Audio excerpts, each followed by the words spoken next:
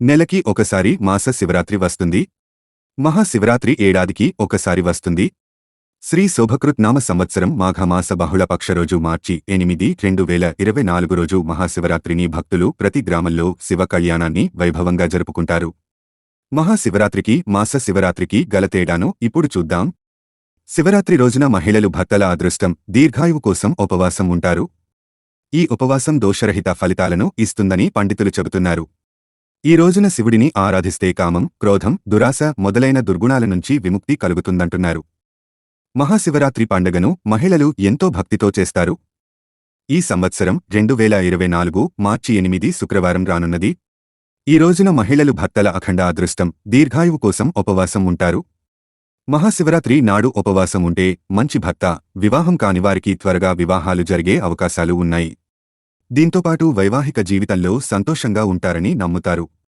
నెలవారీ శివరాత్రిని ప్రతి నెలా జరుపుకుంటున్నప్పటికీ మహాశివరాత్రి ఉపవాసం దోషరహిత ఫలితాలను ఇస్తుందని పండితులు చెబుతున్నారు. ఈ వ్రతాన్ని స్త్రీ పురుషుడు ఎవరైనా ఆచరించవచ్చు. మహాశివరాత్రి, మాస శివరాత్రి రెండూ శివునికి సంబంధించిన పండగే. ఈ రెండింటి మధ్య తేడా, దాని ప్రాముఖ్యతపై ఇప్పుడు కొన్ని విషయాలు తెలుసుకుందాం.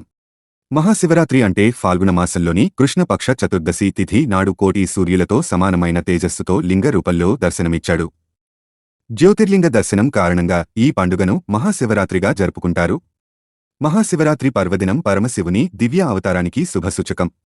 భోలేనాథ్ అవతారమైన నిరాకార నుంచి శరీర రూపానికి వచ్చిన రాత్రిని మహాశివరాత్రి అంటారు. శివరాత్రి వంటి పాపాలను, భయాలను పోగొట్టే వ్రతం మరొకటి లేదు. ఇలా చేయడం వల్ల అన్ని రకాల పాపాలు నశిస్తాయి.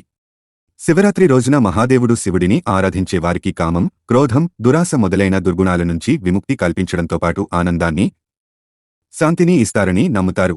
శివరాత్రి రోజున మహాదేవ్, పార్వతీ వివాహం జరిగింది. అందుకే ఆ రోజును భోలేనాథ్ ఊరేగింపును బయటకు తీసి రాత్రి పూజిస్తారు. శివ పురాణం ప్రకారం చతుర్దశి తేదీని శివలింగ వేడుక కావున దీనిని వివాహ పండుగ అని పిలుస్తారు. అందుకే ఈ తేదీ శివునికి ఇష్టమైన రోజు. ప్రతినెల కృష్ణపక్ష చతుర్దశి నాడు మాస శివరాత్రి జరుపుకోవడానికి కారణం ఇదే. ఈ రోజున శివుడిని ఆరాధించే వారికి వారి వైవాహిక జీవితంలో సుఖశాంతులు, వివాహానికి తగిన జీవిత భాగస్వామి వస్తారని నమ్మకం. హాయ్ ఫ్రెండ్స్, ఇలాంటి వీడియోస్ మరిన్ని ఫ్రీగా చూడడానికి ఛానల్ని సబ్స్క్రైబ్ చేసుకోండి. అలాగే పక్కనున్న గంట సింబల్ని నొక్కి పెట్టుకోండి.